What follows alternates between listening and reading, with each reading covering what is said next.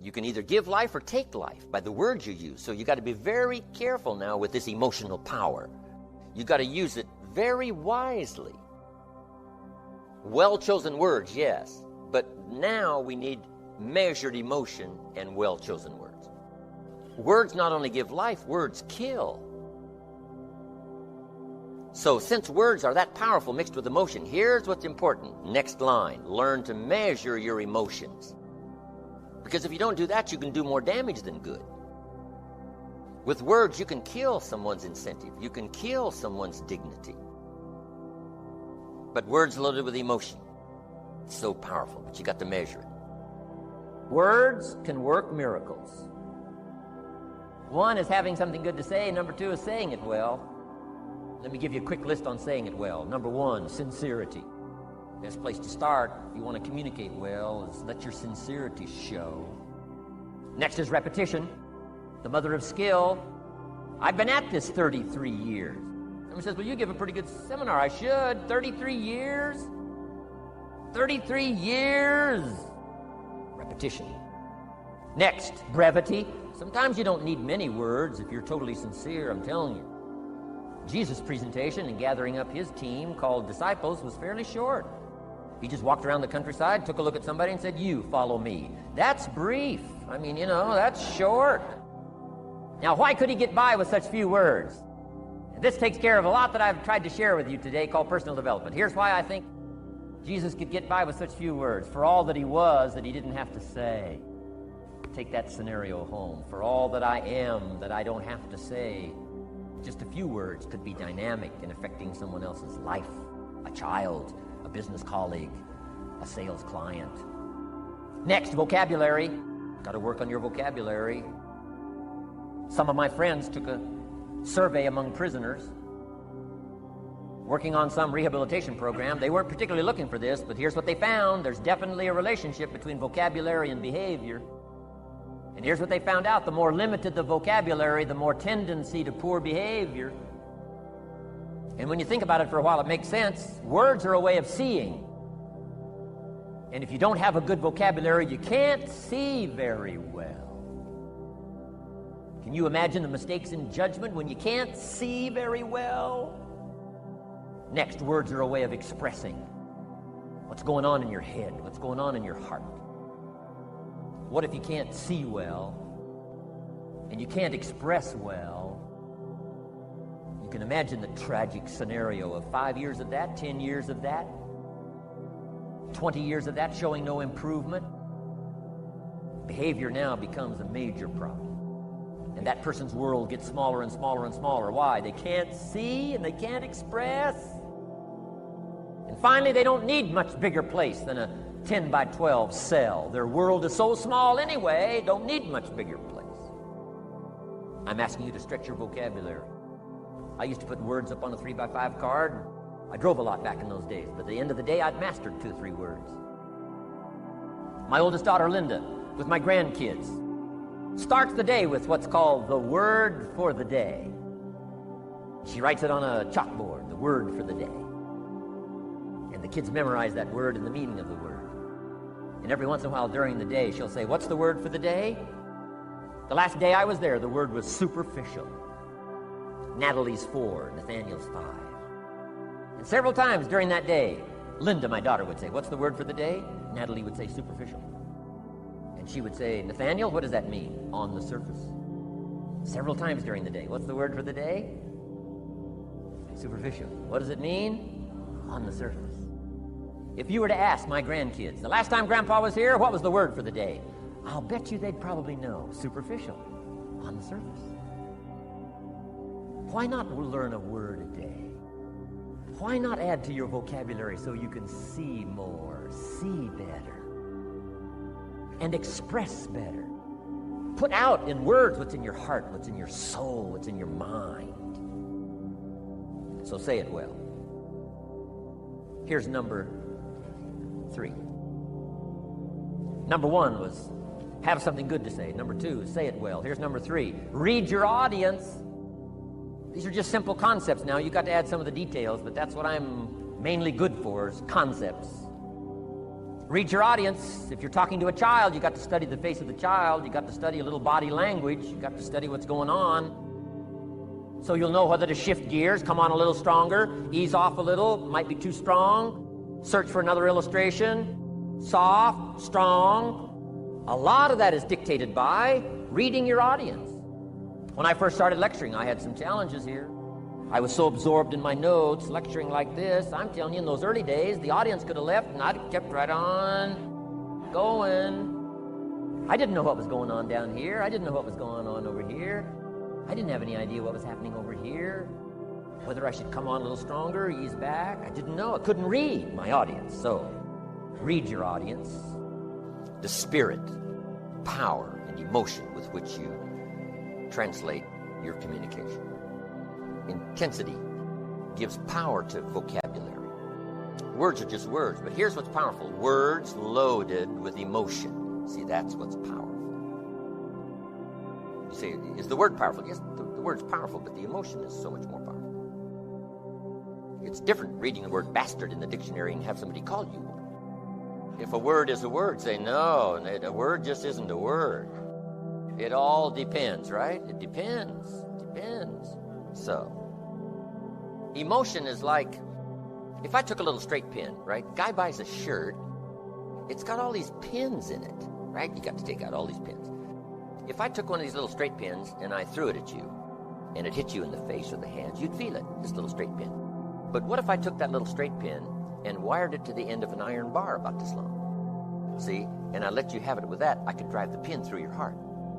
So the little pin is the words, and the iron bar is the emotions that give the words power, gives the words weight, that makes it strike the consciousness. The day the Christian church was started, said this unique sermon was preached. And the sermon was so powerful, it said, it struck their conscience. It struck their consciousness. And your words can become so powerful, it can strike somebody's consciousness, and they say, oh, wow. Now I know what I did wrong. Now I understand the difficulty. Now I can see.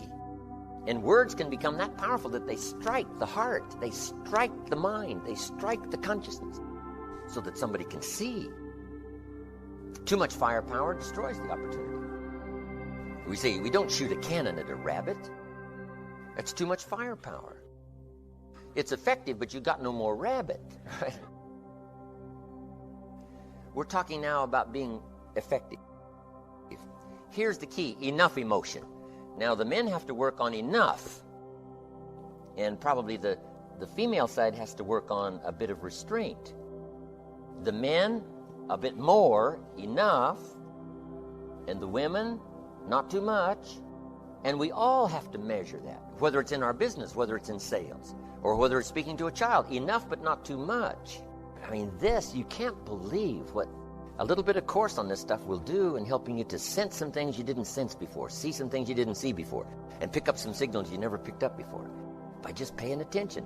Now your effectiveness multiplies by 2, by 3, by 5, by 10. It's fabulous. This is fabulous stuff. Now, what is the intensity? It's the blend of all your emotions and all your experiences that have affected you. The key is to keep and store those so that they're handy and near the surface. Because here's the next key now in making a presentation, having a conversation. Number 1, identification. If you have available to you all of your experiences close at hand, now you can identify with someone. Here's what identification means: making yourself real to someone else, hopefully in the very beginning.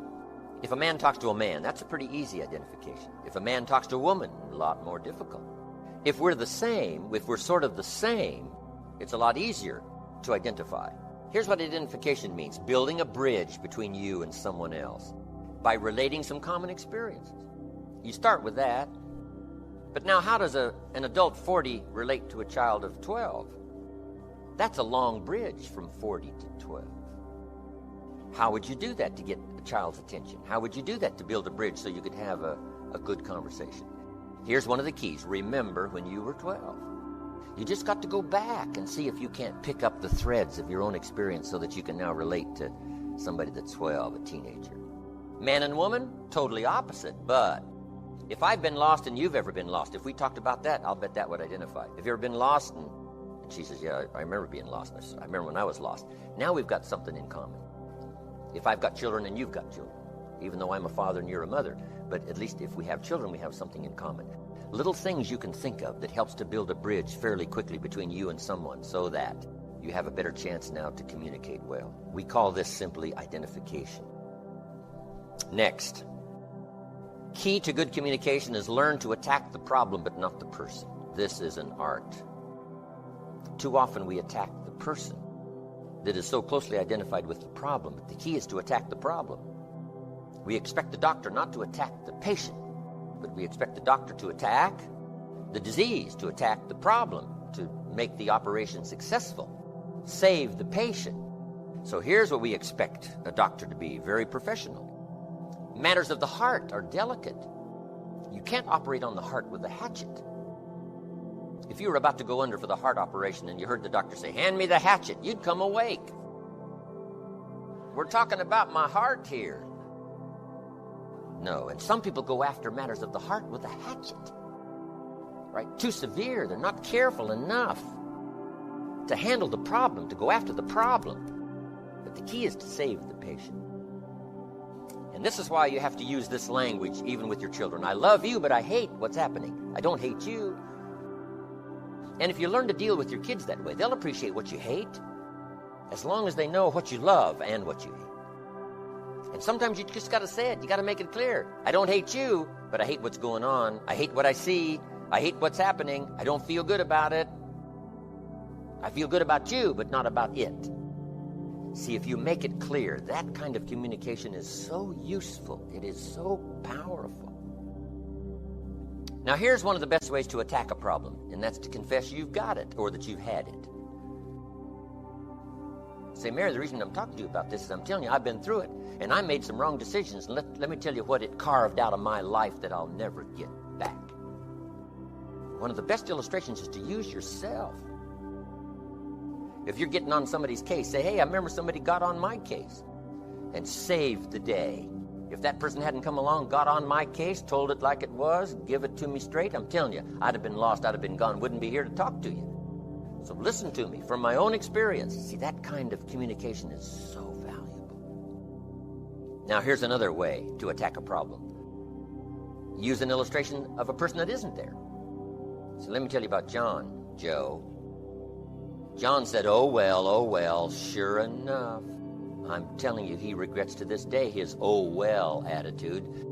And if John was here, he'd tell you himself. But since he isn't here, let me tell you about John. If John was here, he would plead with you with tears in his eyes. See, that third party. First, you confess your own sins, the mistakes you made, what you went through to help someone. Then you use a third party, another illustration for someone that isn't there, instead of direct. Okay. Then when there's no hope left, you can use the direct attack. Here's what we call this: tools of last resort. They are useful, but you got to be very careful using tools of last resort. Here's the first one: a direct attack. You. No illustration, no third party, you.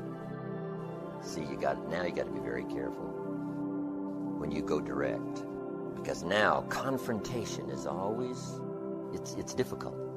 It can be so helpful. It can save the day. It can rescue somebody from disaster, but you've got to know what you're doing when you go for the direct attack, because now you may destroy your chances forever to get back into a conversation with a person if you destroy it this time. You got to do it. You got to do it strong, and you got to do the direct attack, but you got to do it in such a way that the door is still open in this communication effort. A direct attack. Here's another tool of last resort: scolding. You got to be very careful of scolding. It may be necessary, but only as a tool of last resort. It's not something you use up front. Use yourself as an illustration. Confess yourself and for someone else. Then if there's no hope left, then you go for the direct attack. Somebody walks in late and you say, where have you been? See, that's loaded. That's loaded with insinuation. And yes, finally it might be time to use it. Finally, there isn't any other way. And you got to resort to it. But you got to be careful of these tools of last resort. Don't use them up front. Only use them as a last resort. Because when you say, where have you been? See, that insinuates all kinds of things. You don't care. Insinuation, if it's necessary, is important, but if it isn't necessary, it's important to leave it out. Old Joe Kennedy taught John Kennedy, who became president, one important phrase. Here it is, and it applies in so many ways, so jot it down. If it is not necessary to change, it is necessary not to change. If it is not necessary to use strong language, it's necessary not to use strong language. If it's not necessary to scold, then it's necessary not to scold. You can't just use it because you're good at it. Or just because, something flared up and you just let it fly. You can only use it because it's absolutely necessary. And if it is not necessary to scold, it is necessary not to scold. Tools of last resort. Some parents scold their children all day long. Scolding is like getting someone's attention with a cut. And yes, it'll heal. With a cut. And yes, it'll heal. And yes, maybe this time it was necessary to scold.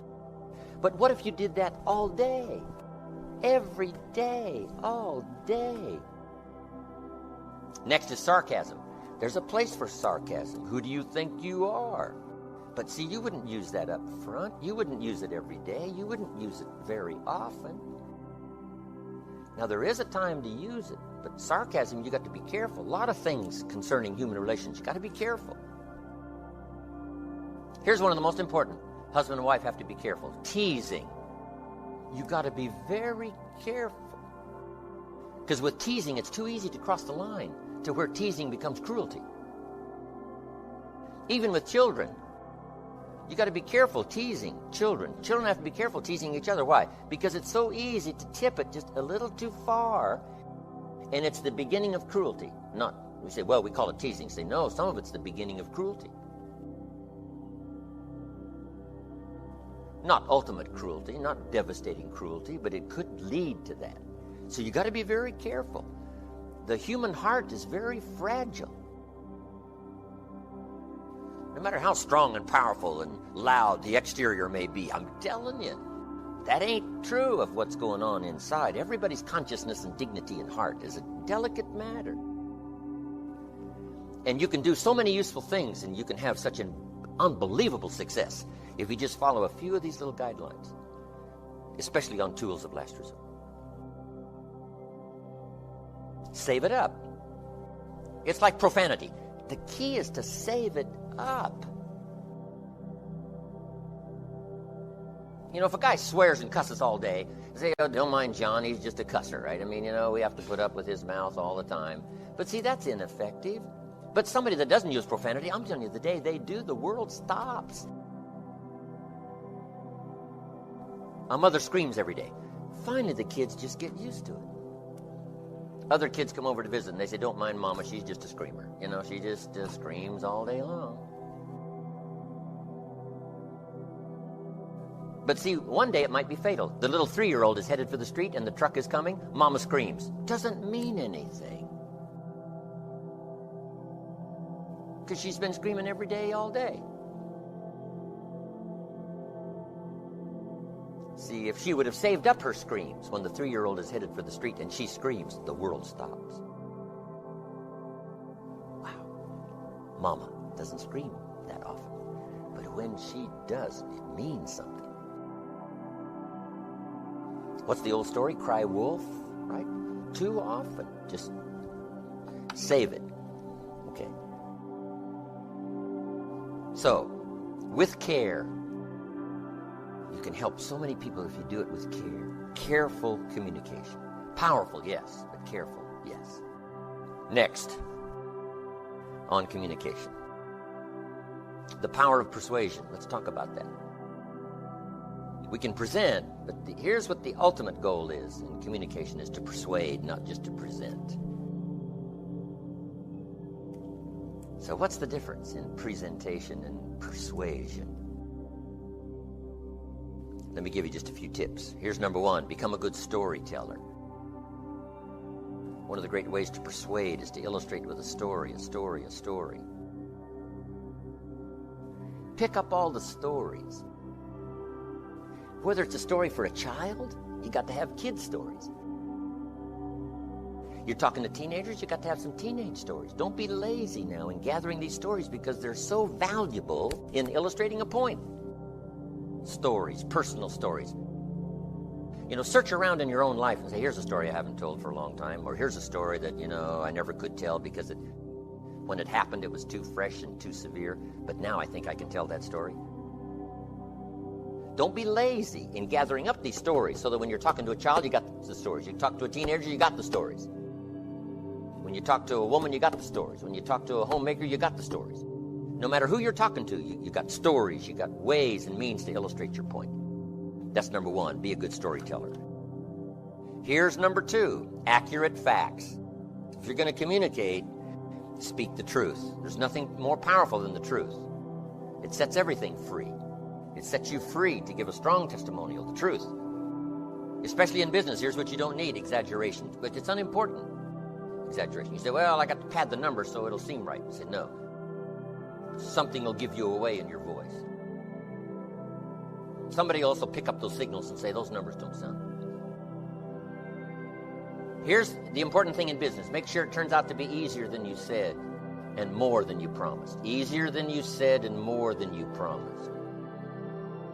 Exaggeration is the childish attempt to make up for lack of self-worth and self-confidence. There's nothing better than the truth. Elton John sings, she lived her life like a candle in the wind, never knowing who to cling to when the rains set in. See, it's hard to say it much better than that, how brief and fragile life really is. If two or three agree on a common purpose, nothing is impossible. It's like marriage. It's tricky, but it's powerful. There's nothing like it. Having children, isn't that a little tricky? Say, yes, but you got to go for it. You got to try the experience. Having a child is like a throw of the genetic dice. And you have no idea what's coming up. To see what? See if you can manage it. See if you can handle it. See if you can turn what is into what you wish to be. See if you can't influence and speak and use yourself as an influence over whatever happens, and see if you can make something unique out of it. Sure, it's a challenge. Sure, it's a win or lose. But what else is new? Sure, the possibilities. But the odds are in your favor. Here's the last part on communication, especially in the art of persuasion, and that's a passionate belief in something. Be passionate about being healthy. Be passionate about being influential. Be passionate about being extremely successful.